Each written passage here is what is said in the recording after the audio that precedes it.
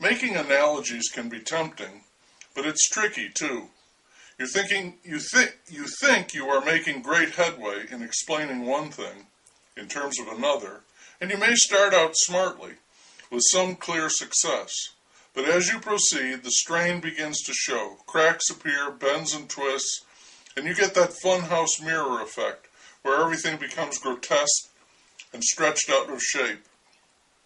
And instead of the anticipated revelation, you have lost all hope of clarity and resolution, leaving only confusion in your wake. Nevertheless, with the above limitation in mind, I have always felt that writing, at least as I knew it, and exploration share many aspects, and I was reminded of this by a book I read a while ago. It was about caving, spelunking, but it was more than that, because it was about people who explore super caves, going to great depths and risking correspondingly great dangers, one of which is simply the sheer depth. Much of what they do reminded me quite specifically of what I do, with the huge exception being that mine is a sedentary experience. I sit on my ass while they crawl, climb, rappel, and scramble for miles and miles. You enter the cave through a modest opening that gives no hint to where it might lead, and almost immediately that interior environment completely consumes you. So far, so good. And it continues. For one thing, they work in the dark, and this is true lights-out darkness. Much of what they do is hard work, and it is unlovely work, grinding. One day in a cave would be more than enough to cure anyone of the purely romantic bug. They don't know where they're going, and they go to great lengths to get there. A cave is a geological map and expression of the phrase, water will seek the path of least resistance. Sometimes the water trickles through narrow fissures. Other times it roars into caverns and waterfalls hundreds of feet deep. Sometimes progress in a cave will end, but you don't know if that's the true end of the cave or just an impediment.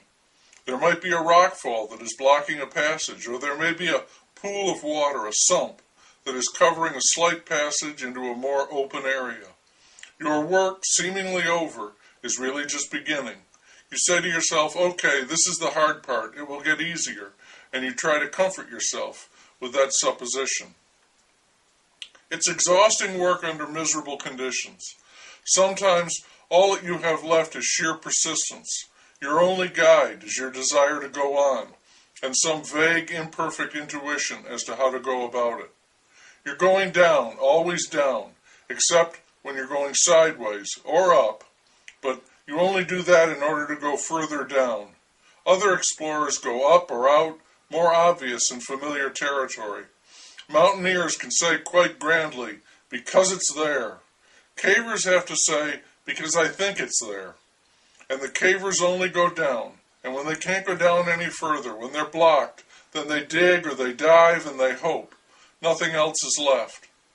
They take many wrong turns, spend countless hours, entire expeditions, and dwindling energy, diminishing resources, on paths that lead nowhere, dead ends. Most of what they see, and the little that they do see, by the flash of a headlamp, is filthy. Rock, mud, spiders, snakes, and bats. Ecstasy and misery may appear before them minutes apart. The ecstasy is usually transient, the misery more of a constant companion.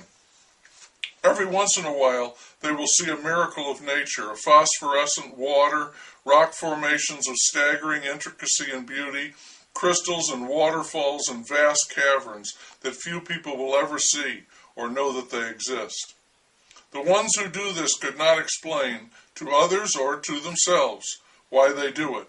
It's strictly involuntary. You begin, get sucked in, and then you're gone. And then they do it because they must. There's nothing else that interests them. When they say that necessity is the mother of invention, it is also the mother of discovery. No one in their right mind would push themselves to such terrible extremes for so little reward.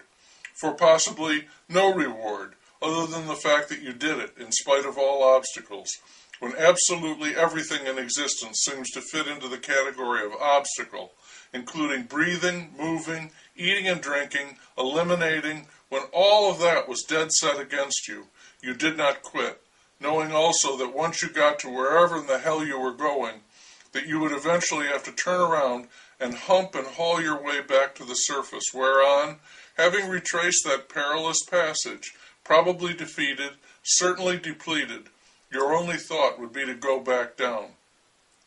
If, that is, the analogy holds.